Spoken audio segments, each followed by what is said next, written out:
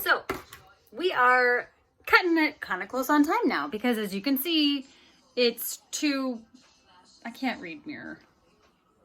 2:25, and we still have to make challah buns for dinner. Thankfully, this dough is so flippin' easy. It's ridiculous. So my recipe comes out of here. This is Peter Reinhardts' The Bread Baker's Apprentice. And this book was gifted to me by a very dear friend of mine who used to be my father-in-law, Glenn Madsen, and I never really even opened it until I got to college. So this recipe is what I'm doing, his challah, and pay no attention to these numbers. I am doubling, and I am doing it exactly as he has instructed. So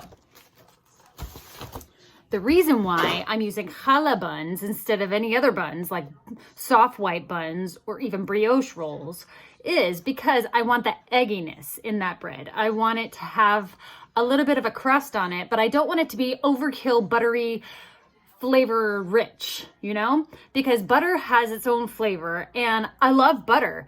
I just don't think it belongs in a burger. So that's why I'm using this kind of dough to make my burger buns. So the first instruction, and by the way, challah is also in the classification of rich doughs because it has a higher fat content to the dough. Because I will explain, I'm hopefully going to have a short little lesson on all the families of doughs, being a lean dough, a rich dough, a slack dough, a soft dough, and a sweet dough. So all of those doughs are the families of doughs. Like there's 5 families of sauces, there's 5 families of bread.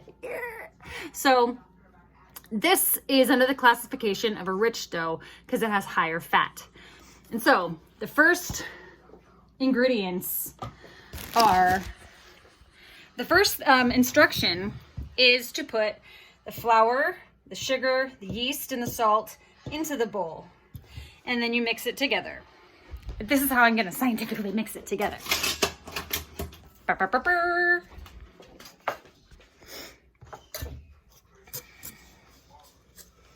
And so my recipe is it's doubled, so it's 2 pounds and 4 ounces of bread flour, 2 to 3 ounces of sugar, what is this? Half an ounce of instant yeast, and 2/3 of an ounce of salt. So I've just whisked that together. And now, I'm gonna pop it on the mixer.